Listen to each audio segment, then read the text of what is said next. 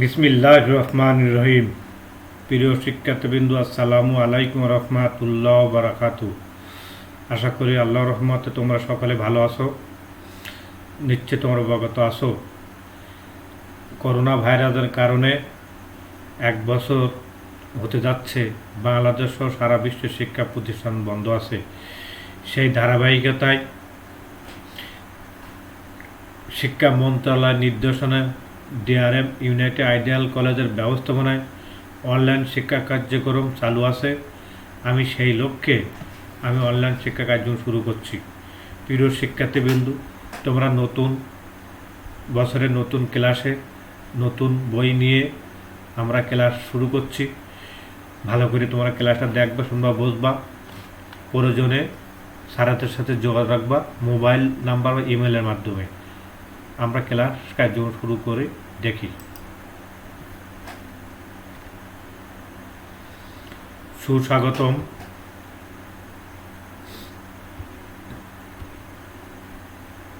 শিক্ষক পরিচিতি আমার ছবি দেওয়া আছে। কাজী আবু নাইম, প্রভাষক ব্যবস্থাপনা, DRM United ideal college, Ratanpur, Kaliganj, Satkhira. Mobile number 0172054968 email number kaji789college@gmail.com। প্রিয় শিক্ষার্থীবৃন্দু, আমরা পরবর্তী স্লাইডে দেখব পাঠ পরিচিতি। বিষয় ব্যবস্থাপনা, পত্র দ্বিতীয়, বিষয় 278, 278, অধ্যায় প্রথম, ব্যবস্থাপনার ধারণা। নেক্সট আমরা জানার চেষ্টা করব আজকের পাঠ। ব্যবস্থাপনা কি একটি পেশা? Is management a profession? তাহলে আজকের পাঠ আমরা কি জানতে পারছি? ব্যবস্থাপনা কি একটি পেশা। নেক্সট আমরা জানব ব্যবস্থাপক বা ম্যানেজার। আমরা একজন ব্যক্তির ছবি দেখতে পাচ্ছি, ইনি একজন ব্যবস্থাপক বা ম্যানেজার। আর এই ব্যবস্থাপক বা ব্যবস্থাপনা কি পেশা, সেই হিসেবে আজকে আমাদের পাঠের আলোচনার বিষয়। আমরা পরবর্তী স্লাইডে দেখব কি আলোচনা করা হয়েছে। নেক্সট, শিকন ফল। ব্যবস্থাপনা কি তা বলতে পারবে? পেশা কি তা বলতে পারবে? বৃত্তি কি তা বলতে পারবে? ব্যবস্থাপনা কি পেশা তা বর্ণনা করতে পারবে। নেক্সট আমরা জানব ব্যবস্থাপনা কি। কোনো উদ্দেশ্য অর্জনের জন্য অন্যের দ্বারা কৌশলে কাজ করে নেওয়াকে বলে ব্যবস্থাপনা। যে কাজ করেন তিনি হচ্ছে ব্যবস্থাপক। প্রিয় শিক্ষার্থীবৃন্দু, অ্যাপ্লাই বলেন, management is the art of getting things done through the effect of others people. অর্থাৎ ব্যবস্থাপনা হলো অন্যের দ্বারা কৌশলে কাজ করে নেওয়ার প্রচেষ্টা। এই সংজ্ঞা আমি এর আগে তোমাদেরকে দিয়েছি। তারপরেও যেহেতু ব্যবস্থাপনা কি একটি পেশা, সেই হিসেবে সংজ্ঞাটা জানার দরকার, তাই আমি তোমাদেরকে আবার পুনরায় রিপিট করলাম। প্রিয় শিক্ষার্থী, আমরা জানার চেষ্টা করব ব্যবস্থাপনা কি পেশা। Is management a profession? ব্যবস্থাপনাকে পেশা বলার আগে আমাদের জানা দরকার পেশা বা বৃত্তি কি। প্রিয় শিক্ষার্থীবৃন্দু, আমরা তাহলে জানব পেশাটা কি বা বৃত্তিটা কি। তাহলে আমরা জানি নেক্সট স্লাইডে পেশা কি, হোয়াট ইজ প্রফেশন। পেশাটা কি, হোয়াট ইজ প্রফেশন, পেশা কি? তাহলে পেশা হচ্ছে কি,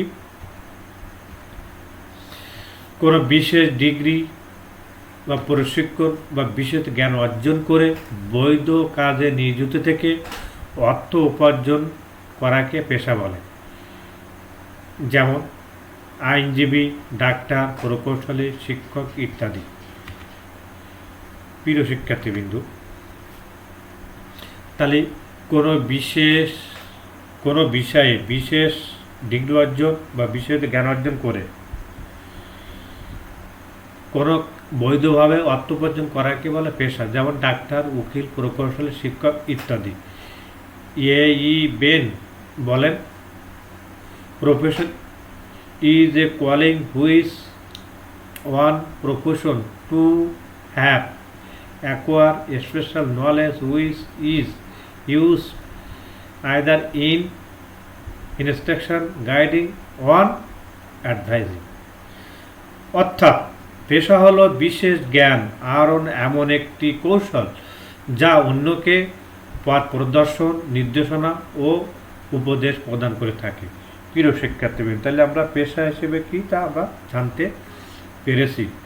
নেক্সট আমরা জানার চেষ্টা করব বৃত্তি কি।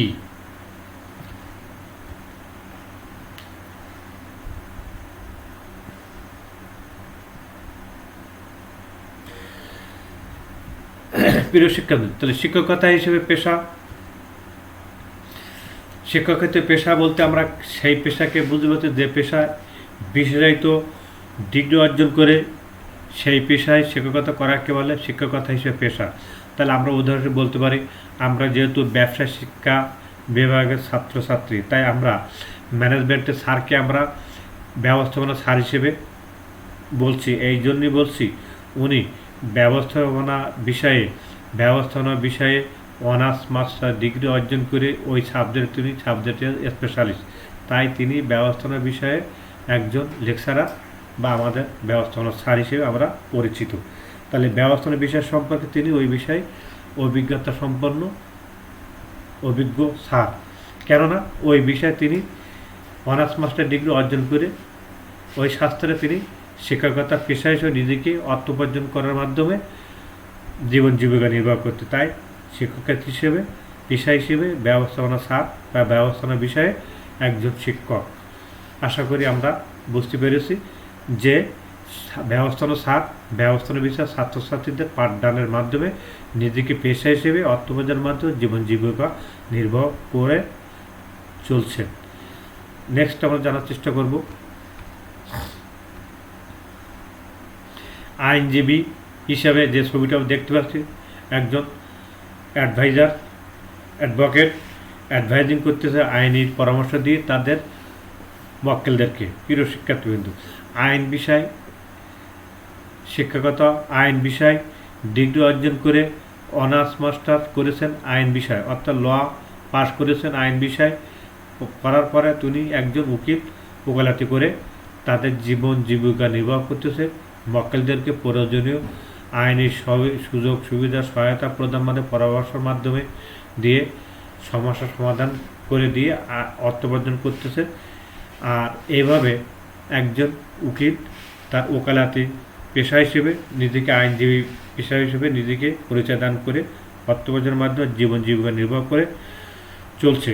আর এটা যখন পেশা হিসেবে কাজ করে তখন আইনজীবী পেশা হিসেবে পরিচিত হয়। এইভাবে আইনি সহায়তা পেয়ে অর্থ উপার্জনের মাধ্যমে জীবন জীবিকা করতেছে উকিল সাহেব। তেমনি বিভিন্ন মক্কেলরা তার কাছে আইনি পরামর্শ নিয়ে তাদের প্রয়োজনীয় সমস্যার সমাধানের পথ খুঁজে সমস্যার সমাধান করছে। এইভাবে আইনি সহায়তা নিয়ে যেমন উপকৃত পাচ্ছেন জনসাধারণ, তেমনি অর্থ উপার্জন করে আইন বৃত্তি পেশা হিসেবে নিজেকে জীবন জীবিকা নির্বাহ করছে। নেক্সট আমরা জানার চেষ্টা করব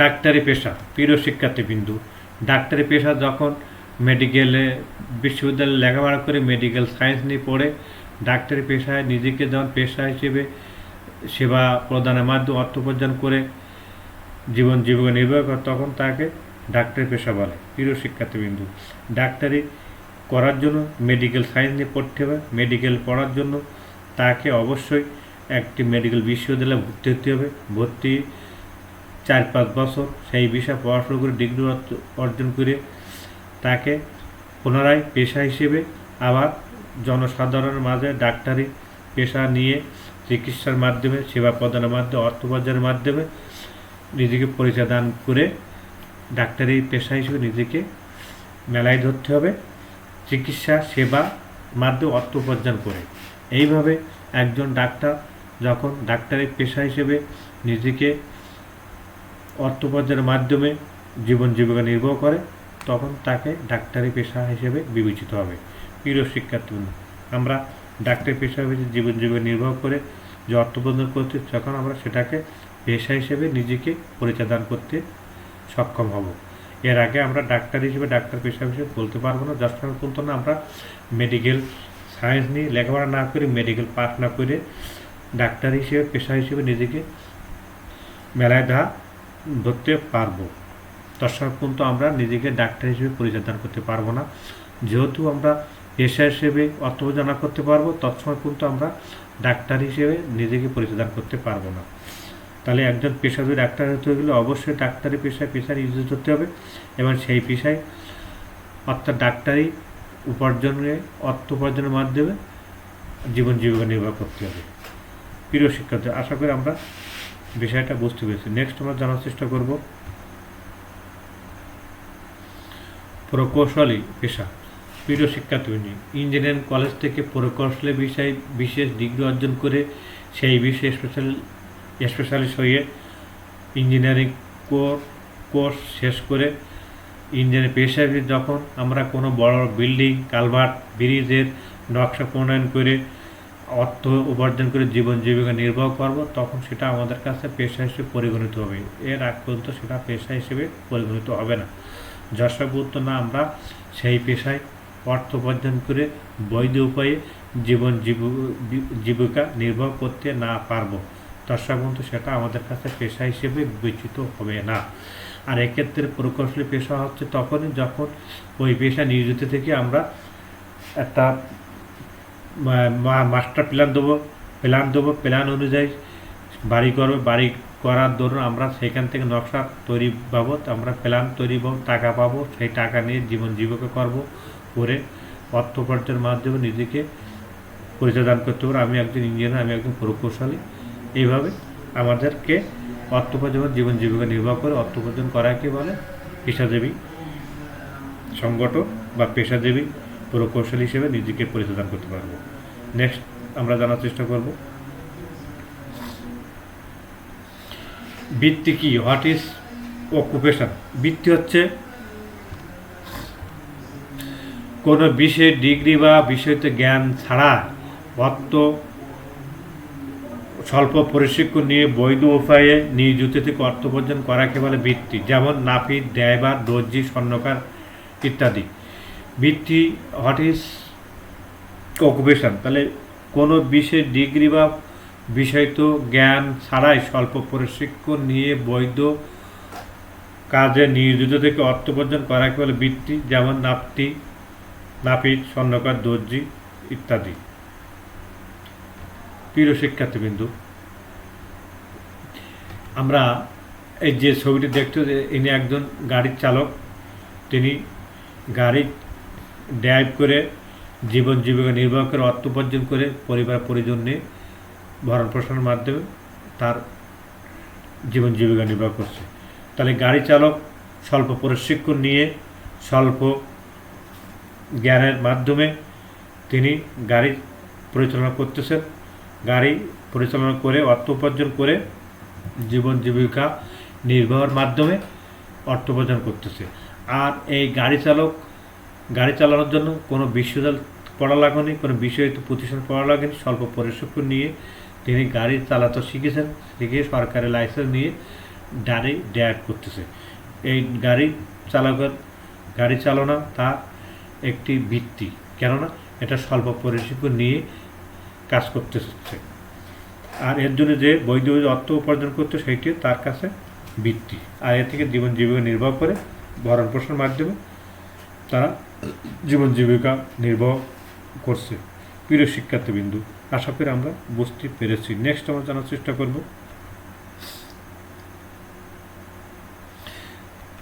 নাপিত বৃত্তি। প্রিয় শিক্ষার্থী, আমরা দুটো ছবি দেখতে পাচ্ছি, একটি ছবি চুল কাটছে আর একটা ছবি চুল কাটতেছে। চুল মাথার সৌন্দর্য বৃদ্ধির জন্য চুলকে সুন্দরভাবে পরিচর্যা করে যে অর্থ উপার্জন করে, স্বল্প প্রশিক্ষণের মাধ্যমে অর্থ উপার্জন করে যা অর্থ আয় করে সেইটা জীবন জীবিকা নির্বাহ কাজে ব্যবহার করে, সেইটা হচ্ছে বৃত্তি। প্রিয় শিক্ষার্থীবৃন্দু, একজন নাপিত তার আয়ের অর্থ দিয়ে সে এবং তার পরিবারবর্গ ভরণ পোষণ করছে। তেমনিভাবে একজন ব্যক্তি তার মাথার সৌন্দর্য বৃদ্ধি করার জন্য নাপিতের কাছে এসে মাথাকে সুন্দর করে চুল ছোট করে চুল সাইজ করে রেখে নিজেকে সৌন্দর্য বৃদ্ধি করার কাজে নিয়োজিত রেখে নাপিতের মাধ্যমে অর্থ প্রদান করে, আর সেই অর্থ উপার্জনের মাধ্যমে একজন নাপিত তার পরিজনকে ভরণ পোষণ করছে। এইভাবে যে কাজে নিয়োজিত থাকে সেটা হচ্ছে বৃত্তি।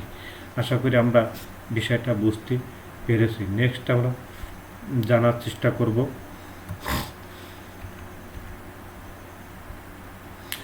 দর্জি বা টেলারিং। প্রিয় শিক্ষার্থী, আমরা এখানে দুইটা ছবি দেখতে পাচ্ছি। একটি ছবি আছে দর্জির ছবি, আর একটি ছবি আছে দর্জির ছবি। দুইটা ছবি, এই দুইটা ছবির ভিতরে পার্থক্য হচ্ছে এতটুকু, একটি হচ্ছে মেশিন পায়ে দ্বারা চালাতে হয়, আর একটি মেশিন আছে কারেন্টের সাহায্যে পরিচালিত হয়। প্রিয় শিক্ষার্থীবৃন্দু, এই দুটো মেশিন দুইটা সেলাইয়ের কাজে নিয়োজিত থাকে। আর এই কাজ করার জন্য কোনো বিশেষিত প্রতিষ্ঠান থেকে শিক্ষা অর্জন করা লাগেনি, স্বল্প প্রশিক্ষণ নিয়ে এই কাজ শিখে তারা জীবন জীবিকা নির্বাহ কাজে নিয়োজিত আছে। আর সেটা হচ্ছে দর্জির কাজ বা টেলারিং কাজ। এই কাজের বিশেষত্ব হচ্ছে এই যে সর্বসাধারণ তাদের চাহিদা মাফিক কাপড় চোপড় দর্জির কাছ থেকে বানিয়ে নিয়ে তারা নিজেদের পরিধান করে নিজেকে দেহ আবৃত করে নিজের চেহারা বৃদ্ধি করে। এইভাবে দর্জি তার দর্জির কাজের মাধ্যমে তার কাজের নৈপুণ্য প্রদর্শন করে জনসাধারণের কাজে অর্থ উপার্জনের মাধ্যমে বৃত্তি হিসেবে কাজ করছে টেলারিং বা দর্জির কাজ। এইভাবে আমরা স্বল্প বৃত্তি স্বল্প প্রশিক্ষণ নিয়ে যে কাজের মধ্যে নিজেকে অর্থ উপার্জন করে নিজেকে ভরণ পোষণ করা হতো সেটা হচ্ছে টেলারিং বা দর্জির কাজ। আশা করি আমরা বিষয়টা বুঝতে পেরেছি। নেক্সট আমরা জানার চেষ্টা করব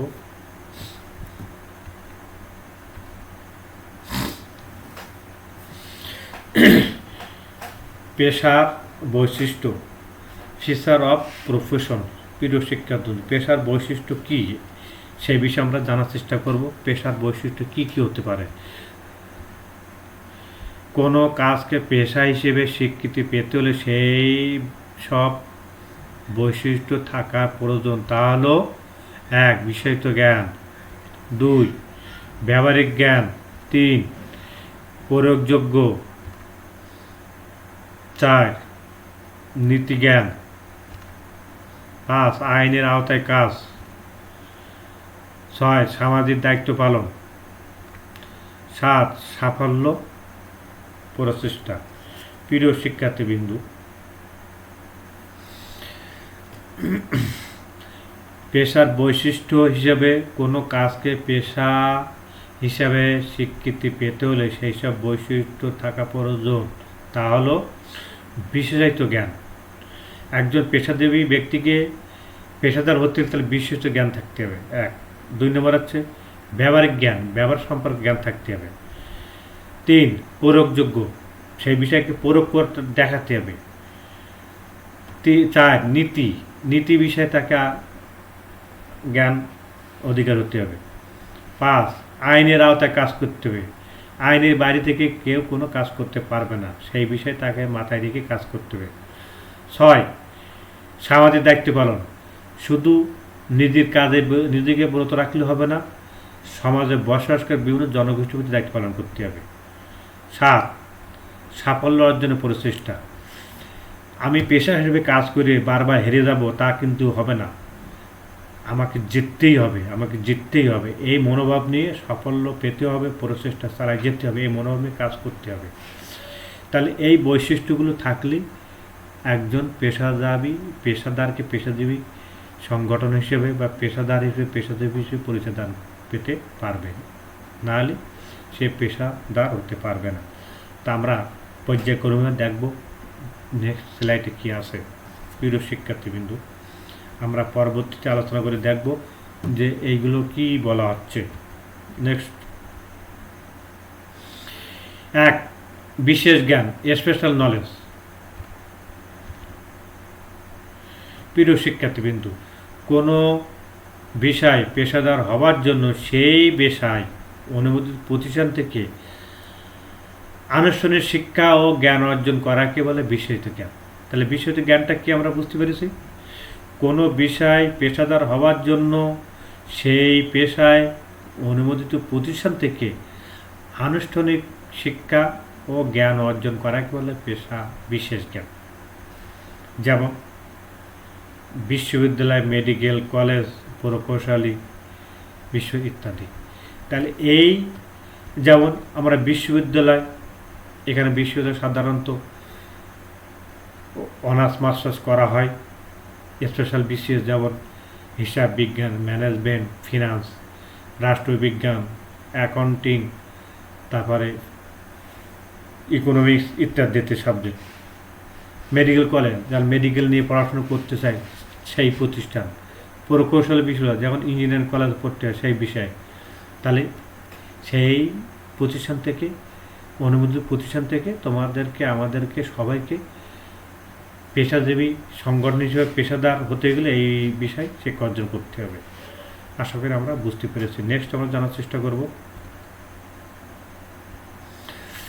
যে বিশেষ ব্যক্তি হিসাবে প্রফেসর, ডাক্তার, উকিল, প্রকৌশল ইত্যাদি এনারাই হচ্ছে স্পেশাল। যেমন বলতে পারি ব্যক্তি হিসাবে প্রফেসর সাবজেক্টে অনার্স মাস্টার করে সেই সাবজেক্টে চাকরি করে, তাহলে সেই হিসাবে প্রফেসর হবে। ডাক্তার যেমন হার্টের ডাক্তার, তারপরে মেডিসিনের ডাক্তার, এইভাবে বিভিন্ন ডাক্তার। তেমনি উকিল বিভিন্ন বিষয় ওকালতি পড়ে উকিল হবেন। প্রকৌশলী ইঞ্জিনিয়ারিং কাজ পড়াশোনা করে ইঞ্জিনিয়ারিং কৌশলী হওয়া, এইভাবে। নেক্সট আমরা জানব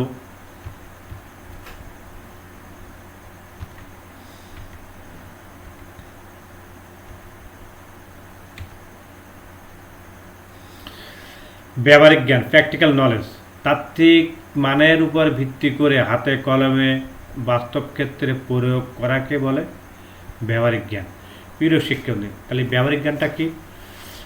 তাত্ত্বিক মানের উপর ভিত্তি করে হাতে কলমে বাস্তব ক্ষেত্রে প্রয়োগ করাকে বলে ব্যবহারিক জ্ঞান। যেমন মেডিকেল পড়ার পর ইন্টার্নি করা, পেশা হিসেবে ডাক্তার রুগী দেখবেন, এটাই হচ্ছে ব্যবহারিক জ্ঞান। প্রিয় শিক্ষার্থীবৃন্দ, তাহলে ব্যবহারিক জ্ঞান বিষয় সম্পর্কে আমাদের আর না বোঝার তেমন কিছুই নাই। প্রিয় শিক্ষার্থীবৃন্দ, তাহলে ব্যবহারিক জ্ঞান হিসেবে আমরা কী বুঝতে পারলাম?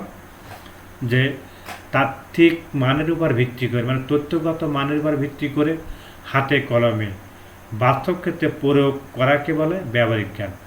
যেমন মেডিকেল পড়ার পর অবশ্যই একজন ছাত্রছাত্রীকে ইন্টার্নি করতে হবে। ইন্টার্নি করার পরে পেশা হিসাবে ডাক্তার রোগী দেখবেন। প্রিয় শিক্ষক, এটাই হচ্ছে ব্যবহারিক জ্ঞান। আর ব্যবহারিক জ্ঞান অবশ্যই তাত্ত্বিক মানের উপর, অর্থাৎ তথ্যগত মানের উপর ভিত্তি করে ব্যবহারিক জ্ঞানটা প্রয়োগ করতে হয়। আশা করি আমরা ব্যবহারিক জ্ঞান সম্পর্কে বুঝতে পেরেছি। নেক্সট আমরা জানার চেষ্টা করব প্রয়োগযোগ্য, অ্যাপ্লিকেবল। প্রিয় শিক্ষার্থী, আসলে প্রয়োগযোগ্যটা কি আমরা সেটা একটু বোঝার চেষ্টা করব।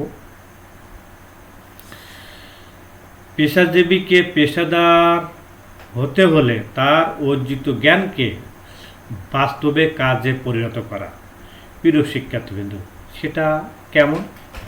ঠিক এমনই আমরা উদাহরণ দিয়ে বলতে পারব। উকিল ওকালতি করে মক্কেলদের মামলা সমাধান করবে, তেমনি ডাক্তার রোগী দেখে রোগ নিরাময় করবেন এবং প্রফেসর শিক্ষক হিসাবে ছাত্রছাত্রীদের পাঠদান করবেন। আর ইহা হলো পরোক্ষযোগ্য। তাহলে আমরা কি বুঝতে পারলাম? উকালতি করে যদি মক্কেলদের মামলার সমাধান না করতে, তাহলে তো সেটা পরোক্ষযোগ্য হবে না। মক্কেলরা উকিলের কাছে আসবে, আসার পরে তার সমস্যাগুলো শুনবে, শোনার পরে সেইগুলোকে সমাধান করে তার মামলা নিষ্পত্তি করতে পারলে সেটা হবে পরোক্ষযোগ্য। ডাক্তার রোগী দেখে যদি রোগ নিরাময় না হয়, তাহলে তো পরোক্ষযোগ্য হবে না। তেমনি প্রফেসর হিসেবে, প্রভাষক হিসেবে শিক্ষকতা করে ছাত্র পাঠদান করতে হবে, করতে না পারলে তাহলে সেটা পরোক্ষযোগ্য হবে না। এইটাই বলা হচ্ছে যে বাস্তব ক্ষেত্রে পরোক্ষযোগ্য হতে হবে, বা পরোক্ষযোগ্য করাকে বলে অ্যাপ্লিকেশন বা পরোক্ষযোগ্য। আশা করি আমরা বুঝতে পেরেছি। নেক্সট আমরা জানার চেষ্টা করব নীতিজ্ঞান, ইথিক্যাল নলেজ। প্রিয় শিক্ষার্থীবৃন্দ,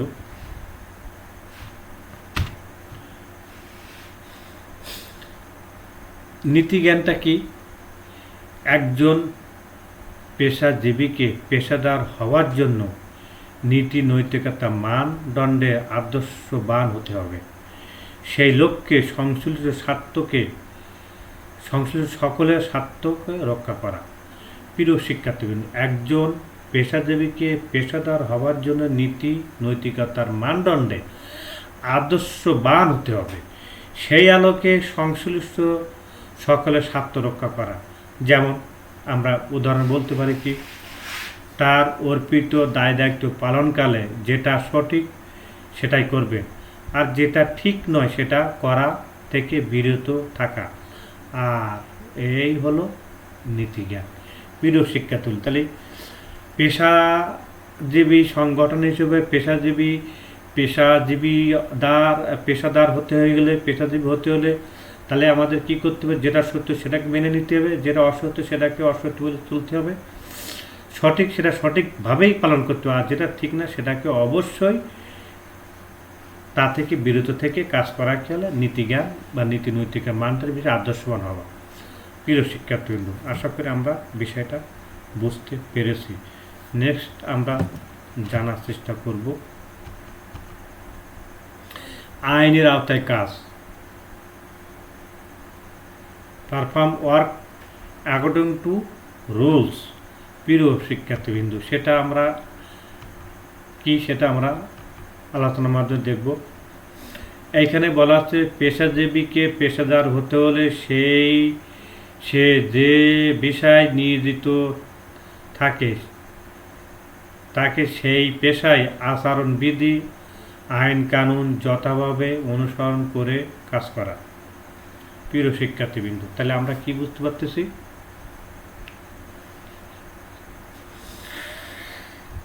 আইনের আওতায় কাজ সেটা কিভাবে করব? পেশাজীবীকে পেশাদার হতে হলে সেই পেশায় নিয়োজিত থাকে তাকে সেই পেশায় আচরণবিধি আইন কানুন যথাভাবে অনুসরণ করে কাজ করা। উদাহরণ বলা যায় কি, থানা স্বাস্থ্য কর্মকর্তা, THO থানা, টিতে থানা, এইচে হেলথ, আর ওতে অফিসার। তাহলে থানা স্বাস্থ্য কর্মকর্তা তাকে যথাভাবে স্বাস্থ্যবিধি ও প্রশাসনিক নিয়ম নীতি অনুযায়ী দায়িত্ব পালন করা। আর ইহা হলো আইনের আওতায় কাজ করা। প্রিয় শিক্ষার্থী, তাহলে আইনের আওতায় কাজ করাটা আমরা কি বুঝতে পেরেছি? সেটা হচ্ছে এই থানা স্বাস্থ্য কর্মকর্তা হিসাবে তাকে অবশ্যই ওই পেশায় নিয়োজিত থেকে প্রশাসনিক যেসব আইন কানুন আছে তার যথাভাবে অনুসরণ করা। আইনের আওতায় থেকে কাজ করতে হবে, আইনের বাইরে কোনো কাজ সে করতে পারবে না। তাই এখানে বলা আছে আইনের আওতায় কাজ করা। একজন পেশাদারকে পেশাজীবী সংগঠন পেশাদার হিসেবে তাকে অবশ্যই আইনের অধীনে রেখে, আইনগত শ্রদ্ধা রেখে তাকে কাজ করে যেতে হবে। এর বাইরে তিনি কোনো কাজ করতে পারবেন না। তাই বলা হচ্ছে আইনের আওতায় কাজ। নেক্সট আমরা জানব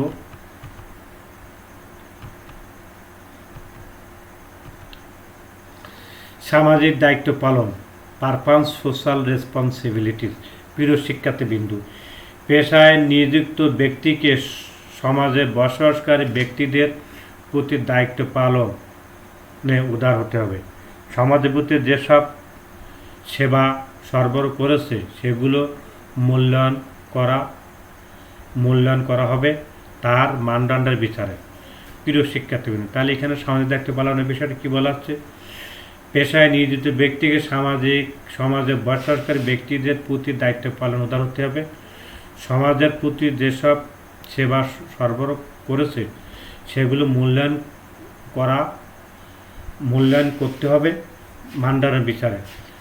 যেমন আমরা উদাহরণ বলতে পারি, ডাক্তার রুগী চিকিৎসা করবেন, পরবর্তীতে খোঁজখবর নেওয়া সে কেমন আছে। প্রিয় শিক্ষার্থীবৃন্দু, এখানে মূল্যায়ন বলতে সেই কথাকে বলা হচ্ছে একজন ডাক্তার সমাজে দায়বদ্ধতার দায়িত্ব পালনের ক্ষেত্রে, সমাজে বসবাস জনগোষ্ঠীর ক্ষেত্রে শুধু ডাক্তার রুগী দেখে দিলে হবে না, রুগীকে পরবর্তীতে দেখতে হবে সে কেমন আছে, সুস্থ আছে কি সুন্দর আছে বা অসুস্থ আছে। চিকিৎসা করে ছেড়ে দিলে হবে না, পরবর্তী তাকে খোঁজখবর জানতে হবে, শুনতে হবে, বুঝতে হবে তার চিকিৎসার ফলে সে সুস্থ হচ্ছে না অসুস্থ আছে, তার রোগ বৃদ্ধি পাইছে না কমে গেছে। এইভাবে তার প্রতি দেখভাল করা, তার প্রতি খোঁজখবর নেওয়া হচ্ছে মূল্যায়ন। প্রিয় শিক্ষার্থীবৃন্দ, আমরা আশা করি বিষয়টা বুঝতে পেরেছি। নেক্সট আমরা জানার চেষ্টা করব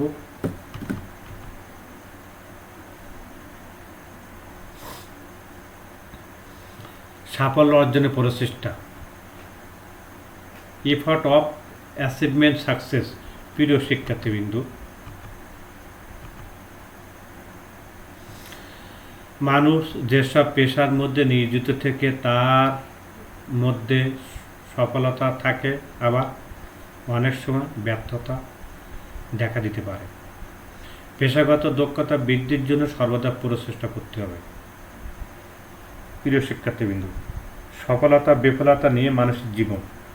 একজন মানুষ যে সবসময় যে সফলতা বয়ে আনবে তা কিন্তু না, অনেক সময় বিফলতা দেখা দিতে পারে,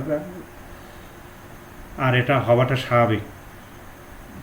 মানুষ চলার পথে যেমন বাধা থাকবে তেমনি আবার বাধাহীনভাবে কাজ করে যেতেও পারবে। তাই মানুষ যেসব পেশার মধ্যে নিয়োজিত থাকে তার মধ্যে সফলতা থাকবে, আবার অনেক সময় ব্যর্থতা দেখা দিতে পারে। পেশাগত দক্ষতা বৃদ্ধির জন্য সর্বদা প্রচেষ্টা করতে হবে। প্রিয় শিক্ষার্থীবৃন্দু, যা আমরা উদাহরণ দিয়ে বুঝতে পারবো, ডাক্তার প্রথমে রোগী রোগ নিরাময় করতে না পারায় রোগীর রোগমাত্রা বৃদ্ধি পেতে থাকে। পরবর্তীতে ভালোভাবে পরীক্ষা নিরীক্ষা দ্বারা রোগ নিরাময় করতে সক্ষম হন। এটাই হচ্ছে সফলতা, এটাই হচ্ছে ব্যর্থতা। এইভাবে সফলতা বিফলতার মধ্য দিয়ে মানুষের জীবন পরিচালিত হবে। প্রিয় শিক্ষার্থীবৃন্দু, আশা করি আমরা বিষয়টা বুঝতে পেরেছি।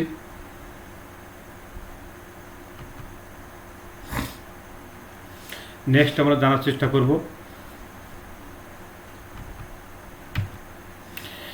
দেশের ক্ষেত্রে।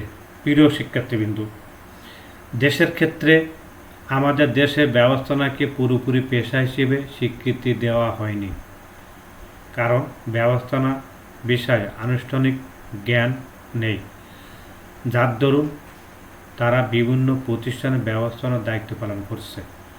যেমন বিভিন্ন ব্যাংকে শাখা ব্যবস্থাপক, শাখা ব্যবস্থাপক, বিভিন্ন কোম্পানির ব্যবস্থাপক, শাখা ব্যবস্থাপক ইত্যাদি। প্রিয় শিক্ষার্থী, তাহলে আমরা কী বললাম?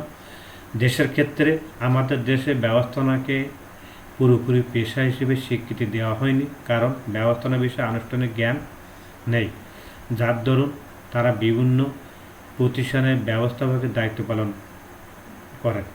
যেমন বিভিন্ন কোম্পানির, বিভিন্ন ব্যাংকের ব্যবস্থাপক, শাখা ব্যবস্থাপক, বিভিন্ন কোম্পানির ব্যবস্থাপক, শাখা ব্যবস্থাপক হিসাবে ইত্যাদি দায়িত্ব পালন করছে।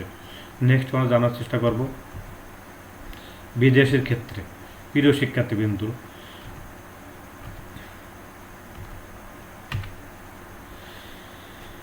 বিদেশের ক্ষেত্রে ব্যবস্থাপনাকে উন্নত দেশে ব্যবস্থাপকদের ব্যবস্থাপনা বিষয়ে আনুষ্ঠানিক জ্ঞান ও পেশার বৈশিষ্ট্যগুলি বিদ্যমান, সে কারণে ব্যবস্থাপনাকে পেশা হিসেবে ধরা হয়। যেমন Europe, America, Canada, Germany, France Italy ইত্যাদি দেশে ব্যবস্থাপনা হলো পেশা। প্রিয় শিক্ষার্থী, তাহলে আমরা বুঝতে পারলাম কি আমাদের দেশের ক্ষেত্রে ব্যবস্থাপনাকে পেশা হিসেবে স্বীকৃতি দান করা হয়নি, কিন্তু বিদেশের ক্ষেত্রে ব্যবস্থাপনাকে পেশা হিসেবে স্বীকৃতি দান করা হয়েছে। তাই উন্নত দেশে ব্যবস্থাপকদের ব্যবস্থাপনা বিষয়ে আনুষ্ঠানিক জ্ঞান ও পেশার বৈশিষ্ট্যগুলি বিদ্যমান, সে কারণে ব্যবস্থাপনাকে পেশা হিসেবে ধরা হয়। যেমন Europe, America, Canada, Germany, France, Italy ইত্যাদি দেশে ব্যবস্থাপনা হলো পেশা। আশা করি আমরা বুঝতে পেরেছি। নেক্সট আমরা জানার চেষ্টা করব মূল্যায়ন।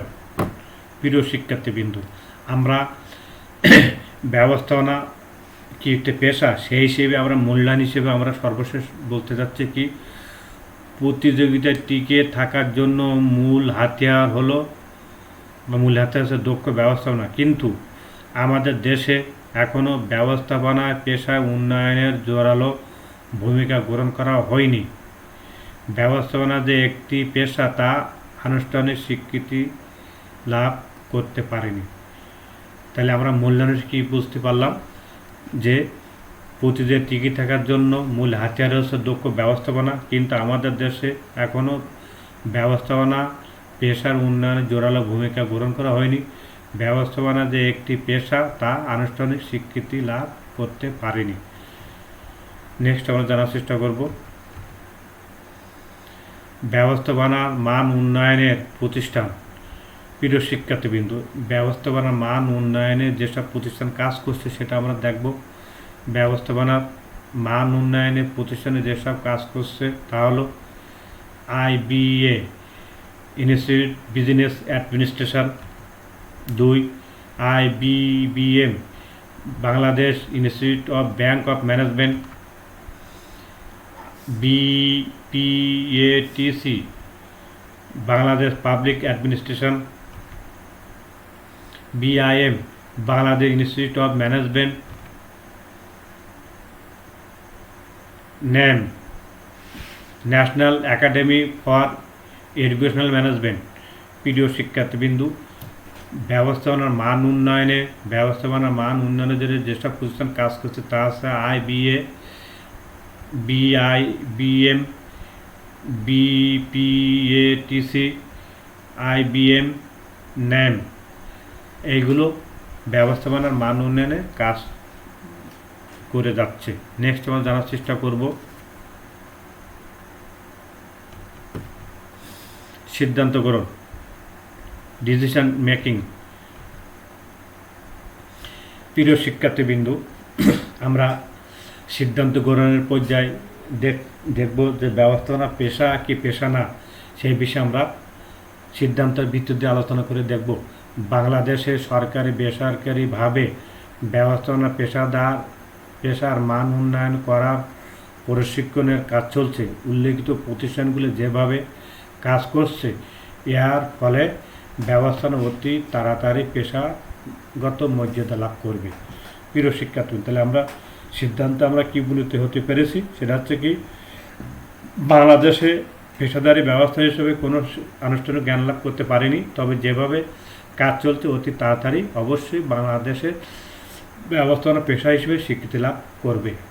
তাহলে আমরা কি সিদ্ধান্তে কি পৌঁছতে পেরেছি, বাংলাদেশ সরকারি বা বেসরকারিভাবে ব্যবস্থাপনা পেশার মান উন্নয়ন করার প্রশিক্ষণের কাজ চলছে।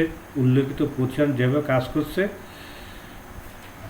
ইয়ার ফলে ব্যবস্থাপনা অতি তাড়াতাড়ি পেশাগত মর্যাদা লাভ করবে।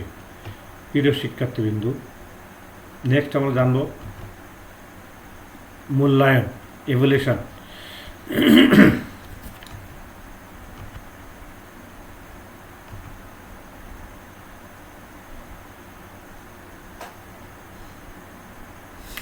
প্রিয় শিক্ষার্থী, তাহলে আমরা মূল্যায়ন হিসেবে আমরা দুটো প্রশ্ন এখানে তোমাদের জন্য ধরো করেছি, পেশা কি আর পেশার বৈশিষ্ট্য কী কী। প্রিয় শিক্ষার্থীবৃন্দু, পেশার বৈশিষ্ট্য কী, পেশাকে আমরা এর আগে দেখেছি তারপর আমি তোমাদেরকে একটু বলছি, তোমরা জানার চেষ্টা করো। পেশা হচ্ছে কোনো বিষয়িত প্রতিষ্ঠান থেকে সেই বিষয়ে শিক্ষা অর্জন করে, জ্ঞান অর্জন করে জীবন নির্বাচন অর্থ উপার্জন করাকে বলে পেশা। আর পেশার বৈশিষ্ট্য বিশ্বায়িত জ্ঞান, ওই যে 7 প্রকার পেশা বলা হয়েছে, বিশ্বায়িত জ্ঞান, আইনের আওতায় কাজ করা, সাফল্য অর্জন করা, এইভাবে মূল্যায়ন করা, এইভাবে যেগুলো আমাদের বৈশিষ্ট্য দরকার সেইগুলো আছে পেশাগত বৈশিষ্ট্য। আর এইগুলোর উপরে ভিত্তি করে একজন পেশাদার হিসেবে অর্থ উপার্জন করে জীবন নির্বাহ করাকে বলে পেশাদার ব্যক্তি। তিনি উকিল, শিক্ষক, প্রফেসর বা ডাক্তার ইত্যাদি। আশা করি আমরা বুঝতে পেরেছি। নেক্সট আমরা জানার চেষ্টা করব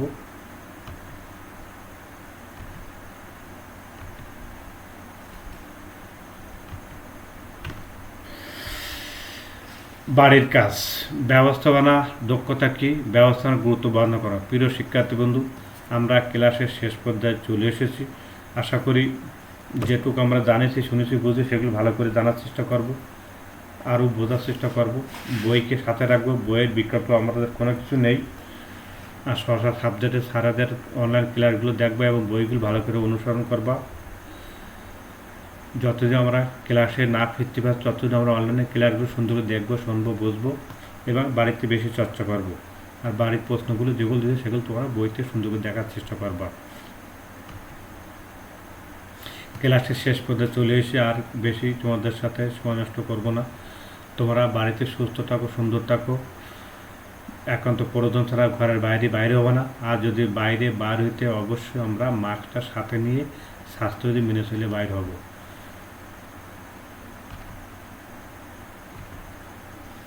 আজকের পাঠদান শেষ করছি। আল্লাহ হাফেজ।